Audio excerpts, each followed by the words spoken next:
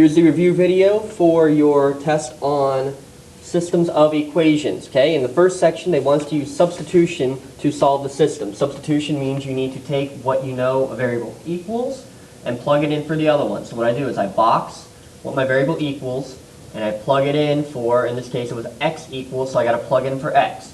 So 2, I make my parentheses, 7y minus 4 minus 3y equals 14. I literally replace the x with what I boxed. Now it's just solving a simple equation. Distribute the 2, and I'll have to combine like terms. 14y and negative 3y on the same side is just 11y. And from here, I'll add 8 to both sides. Gives me 11y equals 22, which means y equals 2. From here, I need to try to solve. So to do that, you need to take what y equals and plug it back into one of the equations. In this case, the top one's easier, but it doesn't matter which one you do. So I'm going to replace now the y with what y equals, which is 2. So x equals 7 times 2 is 14, x equals 10. So your ordered pair is 10, comma 2. Okay, this next one. Right now, we don't have x or y by itself. What I could do is I could divide everything by 2 in this bottom equation to get x by itself, or I could add 3x to the top equation to get y by itself. So that means that equation would be y equals 5 plus 3x. Now I know again what y equals. I can box it and plug it in for y in that other equation. So that gives me 2x equals 3 times this equation, 5 plus 3x, and then plus 6. You'll always, well, I won't say always, 99% of the time you'll have to distribute. Combine some like terms here. I have a 15 and a 6, so that gives me 21 plus 9x. So from here, you have to subtract 9x from both sides. Gives you negative 7x equals 21. Divide both sides by negative 7 to get x equals negative 3. And again, now comes the easy part. All I have to do is take what x equals and plug it in. I can plug it into any of the equations that I have. I'm going to plug it into that bottom one because that's what already has y equals something. Y plus 3x, but x is now negative 3. So it's 5 plus negative 9, which is negative 4. So y equals negative 4. The ordered pair is negative 3, comma, negative 4. Same thing here with this last one. I'm going to start by taking what I know, which in this case, I need to get y by itself. I can do that by adding 2x to both sides. Y equals 2x. And this should be very simple again, because all I have to do is take y equals 2x, plug it in. It's what y equals, so I plug it in for y. So 3x minus 4 times 2x is equal to 20. So it's 3x minus 8x equals 20, which means negative 5x equals 20, or x equals negative 4. And again, I need to now find what the other variable is. So I take what x equals, plug it in for that equation with y equals 2x. So y equals 2 times negative 4. Y will equal negative 8. So the ordered pair is negative 4, comma, negative 8. Just like that. The next set, all deal with elimination. Elimination, you need to get the coefficients by them, or to be the exact same. So I look. Are the x's the same? 1 and 3? No. The y, 6 and 5? No, they're not the same either. So I need to multiply something by a number to get to 3, or something by 6 to get to 5. It's a lot easier to multiply to get to 3. So I'm going to multiply that 1 by 3. Okay, when I do that, it gives me a new equation. 3x plus 18y equals 3. I keep the bottom guy the same.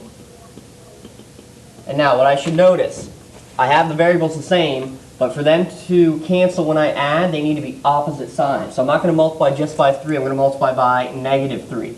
Making that negative 3, negative 18y, and negative 3 over there as well. That way, these guys cancel out. I'll have negative 13y when I add negative 18 and 5, and negative 3 plus negative 10 is negative 13. Divide both sides by negative 13, I get y equals 1. Now comes the second part again, where you just have to plug into the other equation. So I'm going to plug in for y, and it doesn't matter where. I'm going to plug it into that one. It looks to be pretty simple. So x equals 6, or plus y equals 6 times 1 equals 1. So x plus 6 equals 1. Subtract 6 on both sides. X equals 5. So your ordered pair in the end is 5, comma 1. Actually, it's not 5, comma 1. It should be negative 5, comma 1, because you subtracted 6 on both sides. Okay, looking at number 5 here.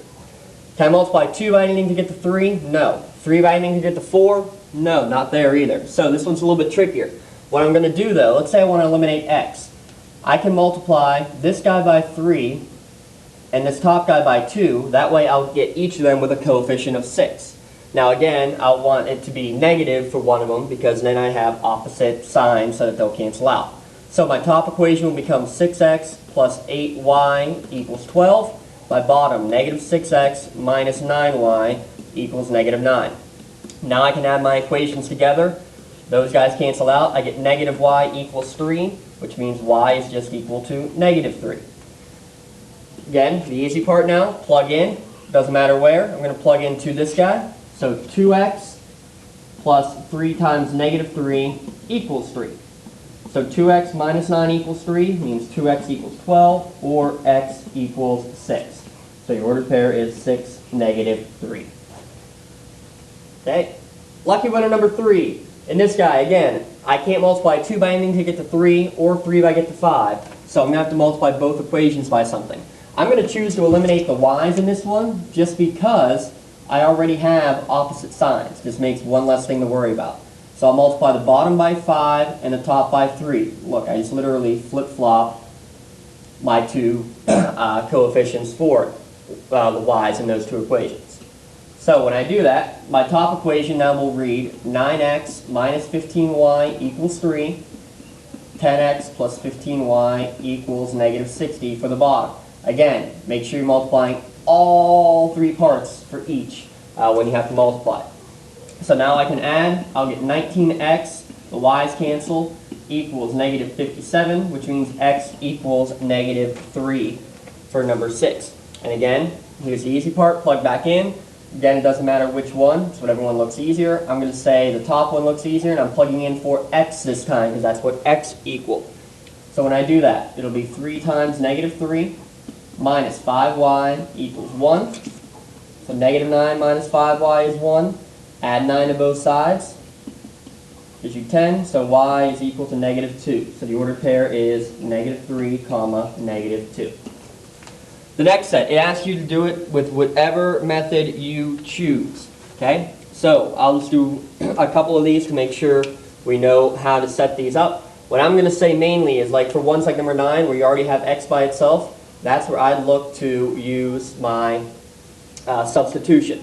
So here would be 2 times the quantity 5 plus y equals 1. I literally replace x with everything I boxed. So give me 10 plus 2y plus y equals 1. Combine these like terms, 3y. Subtract 10 from both sides, 3y equals negative 9, which means y equals negative 3. And then I need to plug back in y equals negative 3 into this equation. So x equals 5 plus negative 3, so x equals 2. The ordered pair here is 2 comma negative 3. Another one just to look at in number 8, because I don't have x or y by itself, I would try to use elimination for sure on this one. I don't have the same coefficients yet. I have opposite signs though, so I'm going to say multiply this guy by 2, which would give you 6x minus 2y equals negative 20. Now my two equations have matching coefficients and opposite signs for the y's. That way they will cancel out. 9x plus 6x give you 15x. When you add these, I get negative 15, so x should equal negative 1. One like number 7 here, I can either say multiply the first equation by negative 2 or by positive 3. That way I'll eliminate everything. That's an option. My other option would be, well, I could take the first equation and solve it for x. So it would be 13 minus y, or I could solve it for y equals 13 minus x, and then plug it into the second equation.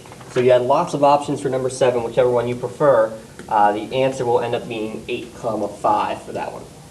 Okay, looking at this next set, again, number 10 would be one that I would plug in. I know what x is, so plug in for y. So negative 8y plus y equals 14. So negative 7y is 14, which means y is negative 2. Plug back in to that top equation. So negative 8 times negative 2 gives you x is positive 16. 16 comma negative 2 for that one. In ones like 11 and 12, again, I'm going to look first. The x's have opposite signs, so I'll probably multiply the top guy by 3, the bottom guy by 2. I should end up getting an answer for this one in number 11 of negative 12 comma 9. And in number 12, I can multiply 1 by something to get to 2. So I multiply it by, not by 1, but by 2. But that would give me both negatives, so I need to make this a negative 2. So negative 6x plus 2y equals positive 4. Now I can add my two equations together. Gives you negative x, they cancel, equals 3. So x is negative 3.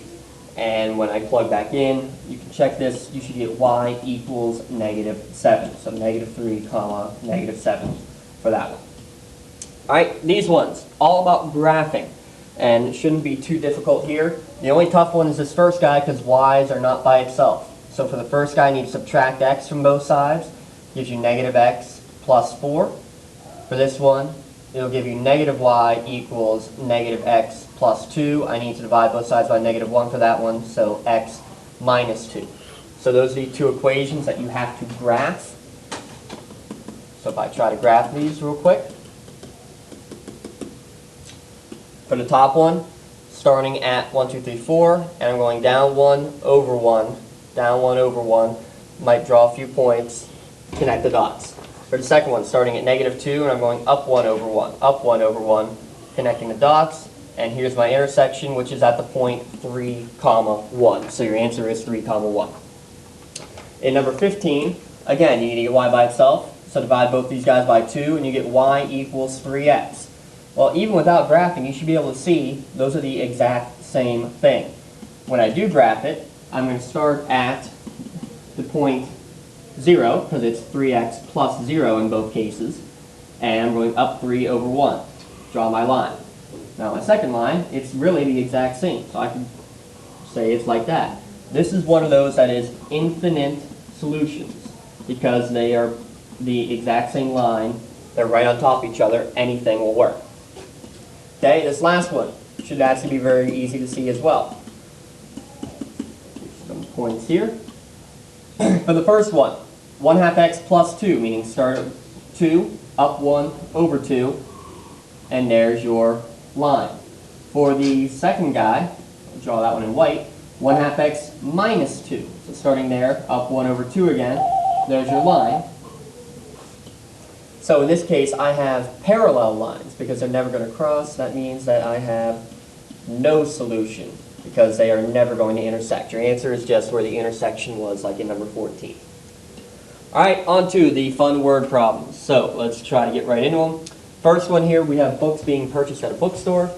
We have a math book and a novel. So I'm going to call M the math book and the novel. So M is math, N is novel. The total cost for a math and a novel is 52. So total cost means adding, and it's $52. So a math book and a novel is 52. The price of the math book, M, was or is 8 more than, that means 8 plus, 3 times the price of the novel, which would be 3 times N. There's your system of linear equations. Now you can solve. Again, I would recommend using substitution for this one because I already have M by itself. So I'd get 8 plus 3n plus n equals 52. And you should be able to solve this and get an answer of, like, you get 4n equals 44, so n should equal 11. Then when you plug back in, so m equals 8 plus 3 times n, so you should get 41 for the math book. So the math book costs $41, the novel costs $11. Make sure you mark down there, not the knob, the novel. Okay, next one. We have a breakfast taco, and we have a glass of milk. So I'm going to call the breakfast taco T, the glass of milk M. The cost of a taco and a glass of milk is $2.10. And the cost for 2 tacos, so 2 T's, plus 5, how many glasses of milk? 3 glasses of milk, is equal to $5.15. There's your system of equations, and you're going to solve in the same manner. I would recommend multiplying this top guy by -2.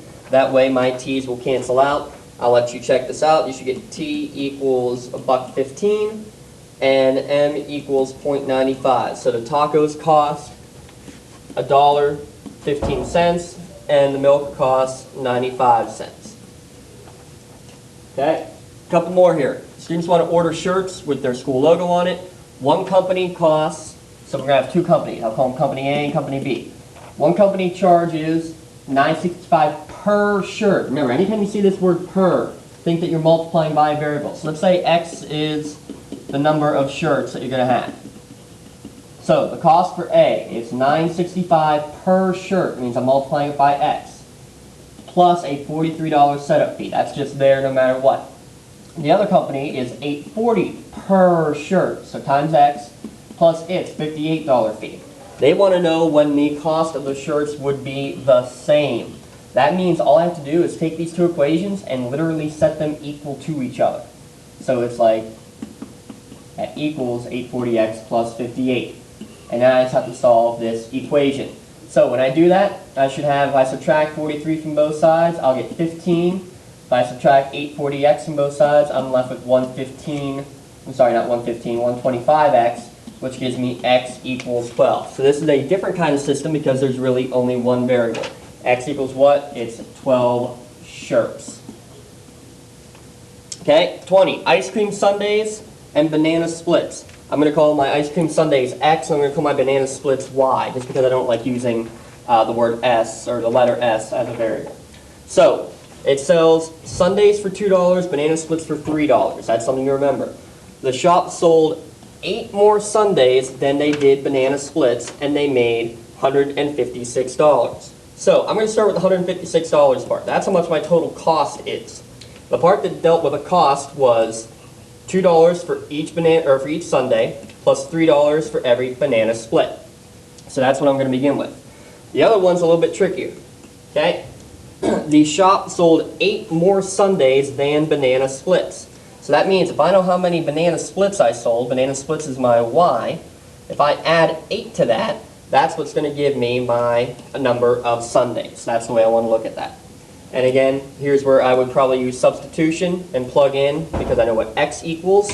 When I do that, I should end up getting that my sundaes, X will equal 36, and I should get Y first. Y should equal 28. So 28 banana splits and 36 ice cream sundaes.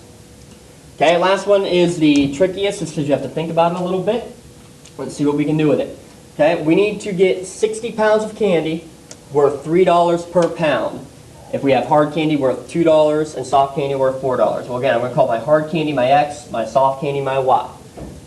So, we want to get 60 pounds total. It means if I have some number of hard candy and soft candy, they need to add up to be 60 pounds. Well, hard candy costs $2 per pound. The Y, my soft candy, costs $4 per pound.